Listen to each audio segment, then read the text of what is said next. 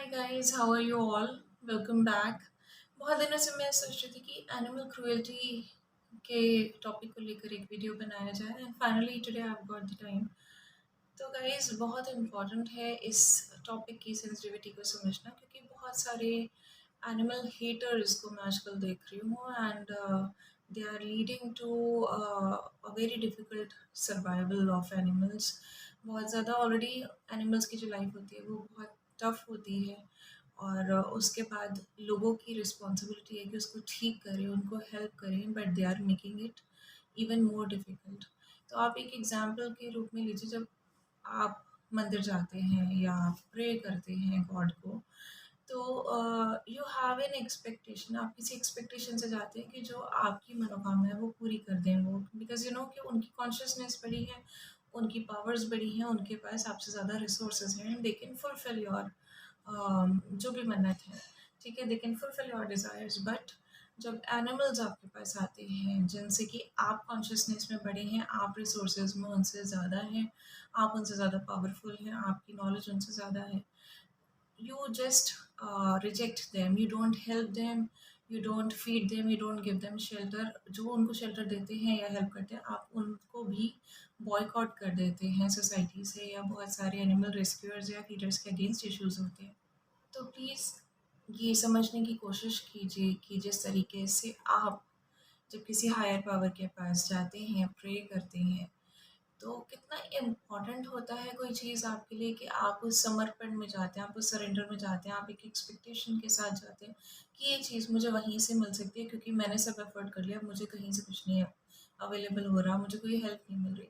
तो जब कोई आपसे कमज़ोर बीइंग आपके पास आता है, तो आप कभी सोच के देखते हैं कि उसकी आपसे क्या एक्सपेक्टेशन होती होगी, वो कितना शाटर्ड होगा, वो कितना नीडी होगा, उसको आपकी हेल्प की कितनी ज़्यादा ज़रूरत होगी।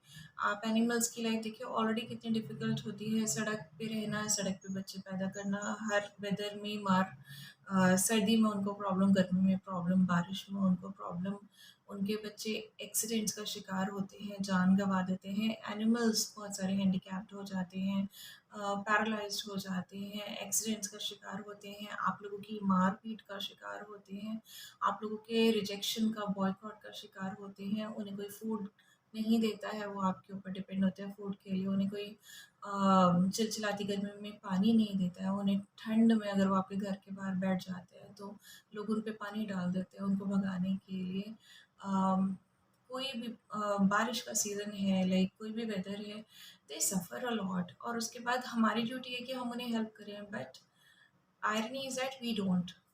अब इसी से रिलेटेड एक मिथ है जो मैं क्लियर करना चाहती हूँ। अभी कुछ दिन पहले मैंने किसी से सुना था कि जो जानवर है उसका कुछ कर्म होगा ना, ऐसा कुछ गलत कर्म उसने किया होगा, इसलिए वो जानवर बन के आया है दुनिया में। और specially in case of dogs, लोग बोलते हैं इनके कर्म बुरे रहे होंगे इसलिए डॉग बनकर पैदा हो रहे हैं, बट प्लीज़ माइंड इट, ऐसा कुछ प्रोसेस नहीं होता है। प्रोसेस के अकॉर्डिंग हर सोल एक पैरासाइट की कॉन्शियसनेस में अर्थ पे आती है, उसके बाद वो एक टू डायमेंशनल बीइंग में कन्वर्ट होती है, यानी कि एनिमल्स के फॉर्म में, फिर वो एनिमल्स के रूप कवर करते हैं, उसके बाद वो थर्ड डायमेंशनल बीइंग में आती है। थर्ड डायमेंशनल बीइंग होते हैं हम as human beings, then there are different further dimensions जो हमसे ज़्यादा कॉन्शियसनेस में होते हैं।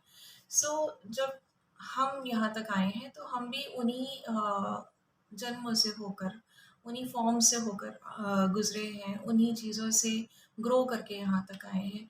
So somebody would have helped अस, या तब शायद रिसोर्सेज का इतना बुरा हाल नहीं था जो आज की डेट में है। सो एनिमल्स नीड अस टुडे, ठीक है, क्योंकि स्पेस भी हमने नहीं छोड़ा उनके लिए, हमने रिसोर्सेज भी उनके लिए नहीं छोड़े, so we need to help them. तो ऐसा कुछ नहीं है कि उनके कर्म बुरे हैं इसलिए वो जानवर बन के धरती पर आ गए हैं। इट्स जस्ट अ प्रोसेस कि वो फर्स्ट डायमेंशनल बीइंग बनकर आएंगे, फिर सेकंड डायमेंशनल बीइंग बनकर वो जन्म लेंगे, and then third dimensional being बन के वो एनलाइटमेंट की तरफ जाएंगे, लिबरेशन लेंगे। So it happens to everybody. तो ये जो है एक मिथ, ये बहुत ही बुरी है कि किसी ने बुरे कर्म किए हो गए इसलिए वो जानवर बन गया। आप स्कूल के बच्चों का एग्जाम्पल देखिए, earth is sort of school. तो आप स्कूल में देखिए कि क्या होता है, कोई नर्सरी ग्रेड का बच्चा है, वो एलकेजी में आता है, देन यूकेजी में आता है, देन फर्स्ट में आता है, सेकंड में आता है, and so on, and finally वो ग्रेजुएशन कर लेता है, पोस्ट ग्रेजुएशन कर लेता है, एंड दैट्स इट। तो ये सब चीज़ें होती हैं। तो कॉन्शसनेस का डिफ़रेंस होता है एक छोटे बच्चे से, एक प्ले ग्रुप के बच्चे से, एक प्राइमरी स्कूल के बच्चे में और एक प्राइमरी स्कूल के बच्चे की कॉन्शसनेस एक सीनियर सेकेंडरी स्कूल के बच्चे से कम होती है।